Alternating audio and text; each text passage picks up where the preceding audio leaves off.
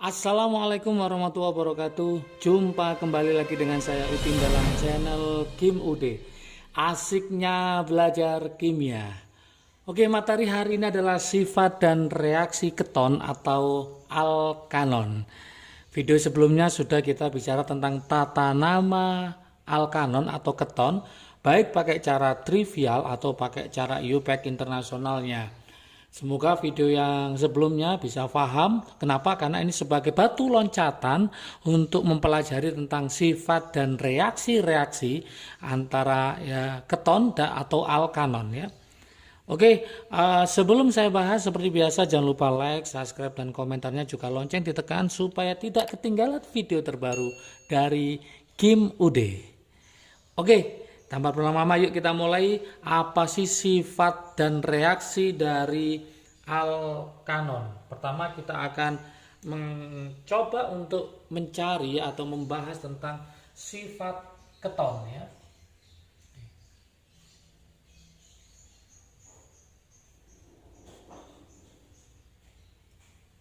Sifat dari keton ya atau alkanon. Yang pertama,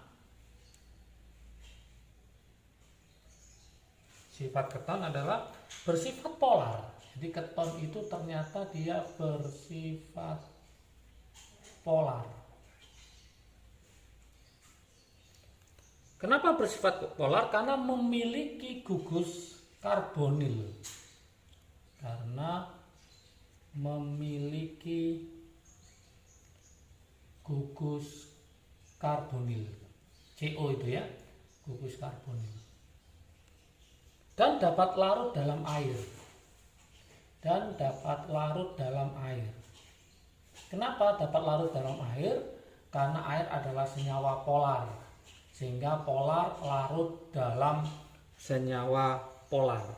Itu yang pertama. Sifat yang kedua untuk keton, adalah keton suku rendah. Suku rendah itu C-nya sedikit ya. Keton dengan suku rendah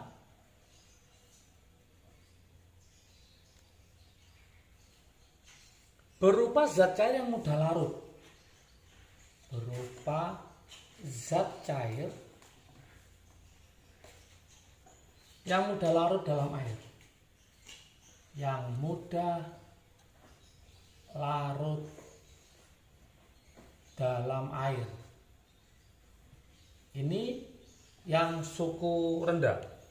Oke, dan berbau menyengat ya, larut dalam air dan berbau menyengat sifatnya.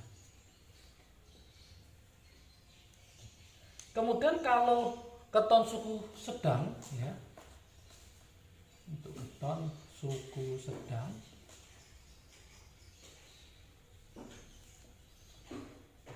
berupa zat cair yang sukar larut dalam air. Keton yang suku sedang yang berupa zat cair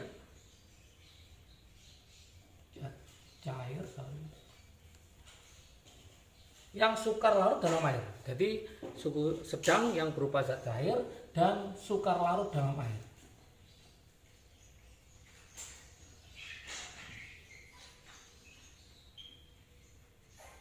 Oke. Yang terakhir sekarang, sedangkan keton suku tinggi ya. Sedangkan keton suku yang tinggi, suku tinggi maksudnya C-nya yang banyak ya, suku tinggi itu ternyata berupa zat padat,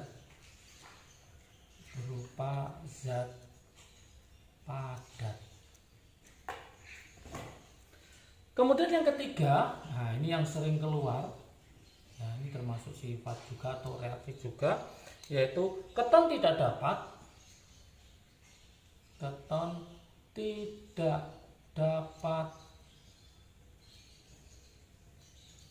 dioksidasi oleh Fehling dan Tholen oleh bereaksi Fehling dan Tholen. Masih ingat di alkanal atau aldehid, kalau aldehid itu positif terhadap Fehling dan Tholen. Kalau Fehling nanti endapan merah bata, kalau Tholen adalah cermin perak. Nah, hal ini nanti sehingga dapat digunakan dengan adanya ini, sehingga dapat digunakan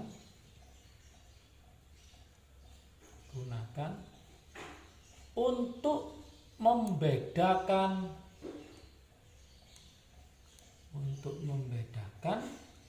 antara siapa? Antara aldehid dan keton. Jadi untuk membedakan antara aldehid dengan keton. Kenapa? Karena sudah saya bilang dari tadi, aldehid itu positif terhadap Fehling dan Tholen, sedangkan keton itu negatif terhadap Fehling dan Tholen. Oke, itulah sifat-sifat dari keton. Kita akan mencoba untuk reaksi-reaksi keton apa aja. Reaksi yang terjadi pada keton. Oke. Ini juga harus paham karena juga sering ditanyakan di soal-soal ujian masuk perguruan tinggi, baik UTBK atau SBMPTN atau ujian masuk UMUGM, SIMA UI juga reaksi-reaksi dari keton. Ya, yang pertama yang wajib teman-teman pahami adalah reaksi adisi hidrogen. Reaksi adisi hidrogen atau yang bisa kita sebut dengan namanya reaksi reduksi. Menghasilkan apa? Alkohol sekunder. Menghasilkan alkohol sekunder. Ingat, macam-macam alkohol, ada alkohol primer, ada sekunder, ada tersier. Ternyata untuk reaksi adisi hidrogen dia menghasilkan alkohol sekunder. Kalau saya buatkan reaksinya di sini adalah R, C, gugusnya adalah karbonil CO, kemudian R aksen ditambah H2. Hanya nanti ada dua, satunya nanti ke sini mengadisi sini, kemudian satunya nanti ke sini. Oke. Jadi intinya apa? Merubah ikatan rangkap jadi ikatan tunggal. Maka nanti hasilnya adalah R, C, yang awalnya di sini ikatannya rangkap jadi tunggal, O, ketambahan siapa? H. Kemudian di sini ada H masuk ke sini, H masuk ke bawahnya ya, R aksen. Inilah yang hasilnya nanti adalah alkohol sekunder. Itu reaksi yang pertama, yaitu reaksi adisi hidrogen menghasilkan alkohol sekunder.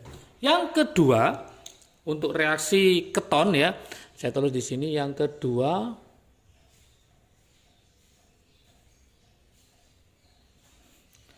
Itu adalah reaksi, yaitu keton dapat mengadisi HCN. Ternyata keton dapat mengadisi HCN. Oke, kalau saya buatkan reaksinya adalah R, CO, R aksen ditambah HCN. Seperti pada reaksi adisi dengan hidrogen, ingat H akan bergabung sama O, nanti rangkap jadi tunggal, kemudian Cn ini akan bergabung dengan C. Maka nanti hasilnya adalah R, C, ini jadi tunggal, O dengan H, kemudian Cn masuk ke sini, cyano nanti ya, Cn, kemudian ini R aksen. Gitu. Kalau saya buatkan contoh misalkan ya, contoh misalkan ini CH3 kemudian ini CO, ini CH2, ini CH3, ditambah HCN, nanti hasilnya adalah, jadi nanti yang ini akan gabung sama ini, sama O, kemudian Cn-nya nanti akan bergabung ke sama C, sehingga kalau saya buat reaksinya berarti adalah CH3, C di sini berarti rangkap jadi tunggal OH, kemudian Cn-nya ke sini, yang ini lanjut aja CH2, CH3. Ini namanya hidroksi, ini namanya siano. Nah, berarti kalau kita buatkan nanti adalah 2 siano, 2 hidroksi, kemudian ini adalah butananya, gitu ya. Atau boleh kita pakai ini adalah pakai alkohol, boleh ya. Berarti ini siano, nanti ini gugusnya adalah 2 alkohol. Jadi ada 2 nanti cara penamaannya. Oke, kegunaan pembuatan keton. Setelah kita tahu tentang sifat-sifat keton, reaksi-reaksi keton, maka kita akan mencoba pembuatan keton. Pembuatan dari keton ya. Gimana cara pembuatannya keton itu adalah keton dapat dibuat dari reaksi oksidasi alkohol sekunder. Berarti nanti dapat dibuat dari oksidasi alkohol sekunder.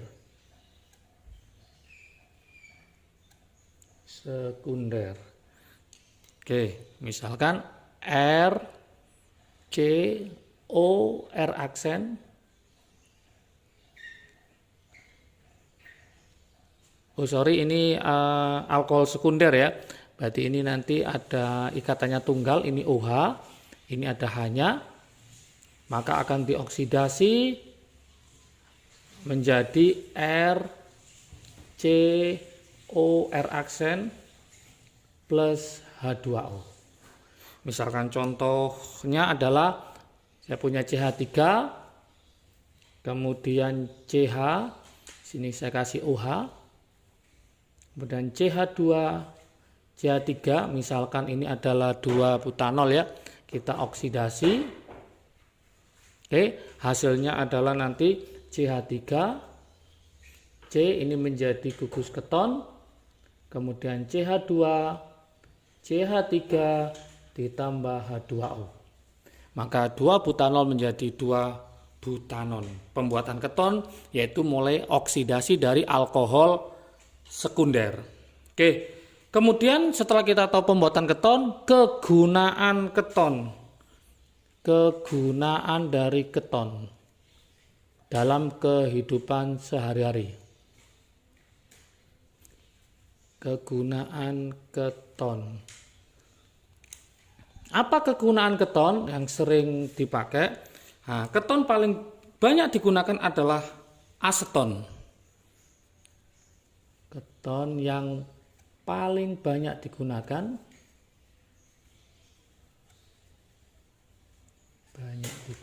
adalah aseton ya.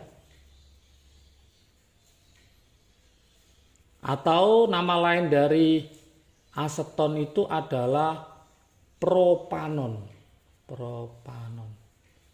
Untuk apa? Nah, yang sering adalah yang pertama yaitu gunakan untuk penghapus cat kuku biasanya ya. Penghapus cat kuku. Oke, yang kedua biasanya digunakan sebagai pelarut. Sebagai pelarut boleh ya, pelarut dalam pembuatan rayon. Dalam pembuatan rayon. Kemudian juga bisa digunakan untuk membuat kloroform, iodoform dan isoprena juga, itu aseton ya. Jadi kegunaannya sangat banyak sekali dalam kehidupan. Yang sering, yang umumnya adalah aseton. Oke, sifat keton, reaksi-reaksi keton, pembuatan keton dan kegunaan keton dalam kehidupan sehari sudah saya bahas. Nah, supaya lebih mantap lagi, saya buatkan latihan soal di sini. Latihan soalnya. Oke, silakan dicoba, dikerjakan. Nanti tulis di kolom komentar ya jawabannya supaya saya tahu tingkat pemahaman teman-teman terhadap materi, sifat, dan reaksi keton ini. Soal yang pertama, tuliskan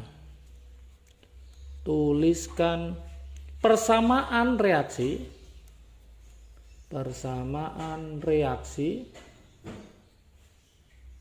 untuk reduksi aseton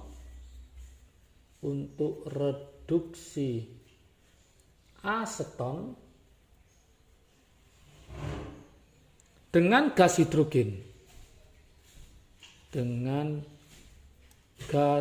hidrogen atau H2. Itu yang pertama.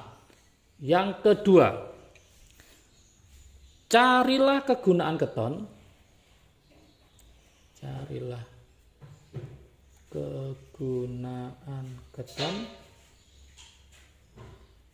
dalam kehidupan sehari-hari.